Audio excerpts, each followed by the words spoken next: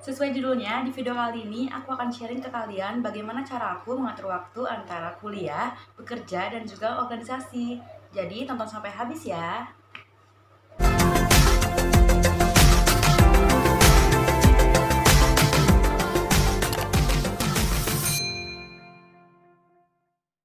Hai, selamat datang di YouTube channel aku, Indira Setiani. Terima kasih sudah klik video ini. Apa kabar kalian hari ini? Semoga selalu sehat dan bahagia. Apapun yang kalian lakukan hari ini, jangan lupa untuk tetap tersenyum. Sebelum kita mulai videonya, tolong klik like dan subscribe di bawah ini dulu. Bantu dukung aku supaya channel aku lebih berkembang ke depannya. Terima kasih. Jadi, aku mau cerita dulu nggak apa-apa ya. Semenjak aku masuk kuliah, aku tuh merasa kayaknya aku harus aktif deh di perkuliahan. Apalagi semenjak MPA, masa perkembangan akademik kampus, di kampus aku, dan aku ngeliat banyaknya kakak-kakak BEM yang keren-keren. Mereka tuh masih bisa ikutan banyak organisasi di sela-sela padatnya perkuliahan mereka, dan itu pun membuat aku juga mikir kayaknya sayang deh kalau misalnya kita ini kuliah 4 tahun cuman kuliah pulang atau istilahnya kupu-kupu gitu ya. Kalian tahu nggak sih istilah itu?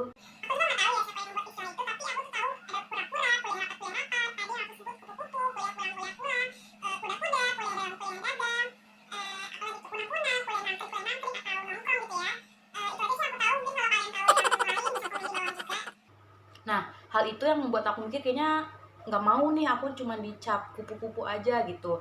Dan aku juga sebenarnya udah suka ikutan organisasi dari zaman SMP atau SMA juga, sejenis OSIS, Paskibra, Pramuka kayak gitu. Nah, di semester 1 ini aku belum ikut organisasi apa-apa di kampus karena aku masih adaptasi sama dunia perkuliahan gitu ya. Baru di akhir semester 1 ada open recruitment kepanitiaan bulan bahasa di prodi dan aku ikut kepanitiaan itu. Udah itu aja. Terus di semester 2 ada open recruitment BEM prodi. Nah, akhirnya aku ikutan daftar dan aku jadi staff di BEM prodi itu. Kemudian di semester 3 kemarin itu mulai kerja freelance part time gitu sambil BEM prodi juga. Terus di semester 4 dan semester 5 kemarin aku masih aktif di BEM prodi juga, tapi nggak lagi sebagai staff, naik jabatan dikit lah ya, jadi kepala biro. Terus aku juga aktif di fakultas, aku daftar di BEM fakultas jadi staff di sana. Terus aku juga masih sambilan kerja juga part time freelance tadi. Nah, di semester 6 ini saat ini aku udah nggak aktif di organisasi manapun, udah pensiun lah gitu istilahnya ya. Tapi masih part time juga, part time freelance aku masih jalan sampai kemarin bulan Maret sebelum corona lah pokoknya. Karena aku itu kerja freelance part time-nya ini di salah satu travel jadi tour leader gitu. Jadi kayak kita tuh bawa rombongan, bisa itu sekolah, anak-anak kecil juga bisa, guru-guru, karyawan bank, eh, ngebawa mereka baik itu jalan-jalan ke Bandung, Jogja, family gathering, community gathering, ya sejenis kayak gitulah. Nah, karena pandemi ini pariwisata itu pastinya off dan belum bisa bangkit lagi gitu ya. Semoga aja pandemi ini cepat berakhir dan dunia pariwisata cepat pulih kembali. Amin ya Allah, mau kerja lagi. Nah, teman-teman, enaknya lagi kalau misalnya kita kerja freelance itu, kita tuh nggak terikat sama perusahaan gitu ya. Ini cocok banget sih buat teman-teman mahasiswa pastinya buat kerja freelance kayak gini. Jadi ketika kita bisa ikut kerja itu ya udah kita kerja gitu. Tapi ketika kita lagi ada acara, lagi berhalangan, ada agenda di kampus atau agenda penting lain, kita nggak apa-apa nggak ikut kerja itu gitu. Jadi kita nggak bakal dipecat atau ditegur sama perusahaan gitu. Dan pastinya teman-teman kalau misalnya aku udah mulai kerja-kerja gitu, aku tuh sering banget manfaatin jatah bolos aku ya. Nah, ini enaknya jadi mahasiswa tuh ada yang namanya jatah bolos. Nah, jatah bolos ini tergantung SKS gitu ya. Jadi misalnya mata kuliah 2 SKS itu jumlahnya 16 pertemuan. Nah, kalau di kampus aku itu boleh nggak masuk sebanyak 4 pertemuan gitu. Dan kalau misalnya mata kuliahnya itu 4 SKS, jumlahnya ada 32 pertemuan dan mahasiswanya boleh nggak masuk sebanyak 8 pertemuan. Nah, jadi bisa dibilang aku tuh memanfaatkan jatah bolos aku dengan maksimal gitu ya. Oke, segitu aja ceritanya. Jadi gimana sih cara aku buat bagi waktu antara kuliah, organisasi, sama kerja? Sebenarnya aku bukan tipe orang yang terlalu ambisius di perkuliahan gitu ya. Jadi aku nggak terlalu nargetin banget buat dapat IP tinggi setiap semesternya. Dan aku punya prinsip selama aku mengerjakan semua tugas yang dikasih dosen, selama aku masuk setiap presentasi dan juga ujian UTS ataupun UAS, itu udah aman sih menurut aku gitu ya.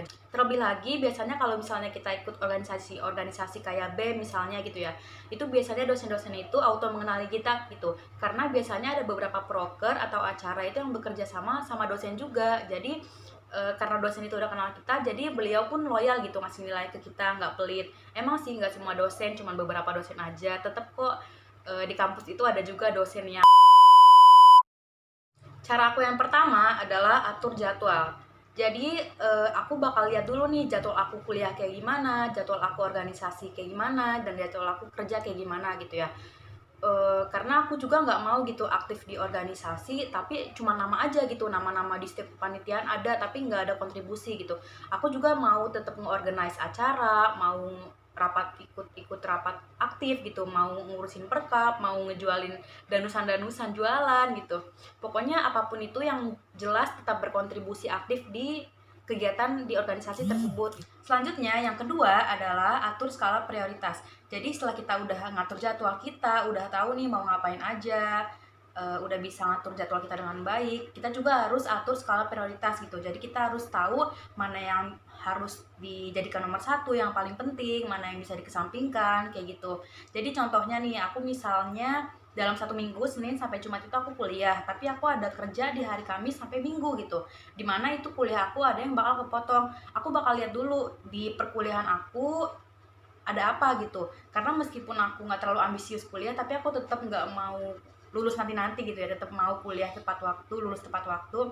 Jadi aku bakal lihat dulu, kalau misalnya nggak ada ujian, nggak ada presentasi, jadi cuma pertemuan tatap muka sama dosen aja dan jatah absen aku juga belum habis, aku bakal ambil kerjaan aku gitu. Tapi kalau misalnya eh, ada ujian atau ada presentasi, aku nggak bakal ninggalin perkuliahan aku gitu.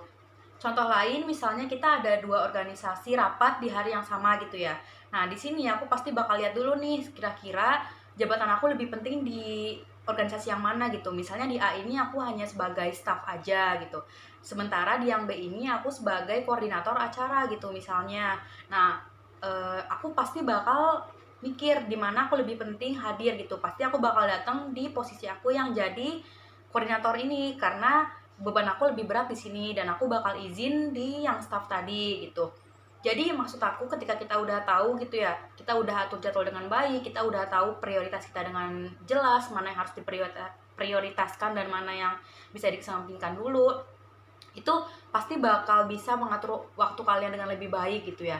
Jadi itu tadi 2 cara aku untuk mengatur waktu dengan baik menurut aku sendiri, dan itu efektif sih aku lakuin selama kuliah ini. Semoga itu bisa bermanfaat buat teman-teman semua, dan teman-teman mungkin bisa ikutin cara aku juga. Karena selagi kita masih muda ya guys, kita harus manfaatkan waktu kita sebaik-baiknya. Kita harus ikutin semua kegiatan, ikutin semua kepanitiaan semampu kita. Perbanyak pengalaman-pengalaman apapun itu nanti buat mengisi CV kita juga, yang pastinya nanti bakal bermanfaat juga di dunia nyata. Pokoknya jangan sia-siain waktu muda kalian. Terima kasih sudah tonton video ini. Kalau kalian suka sama video ini, jangan lupa untuk klik like dan subscribe di bawah. Kalau kalian ada pertanyaan juga boleh banget komentar di bawah. Makasih udah tonton video ini. Sampai jumpa di video berikutnya. Dadah!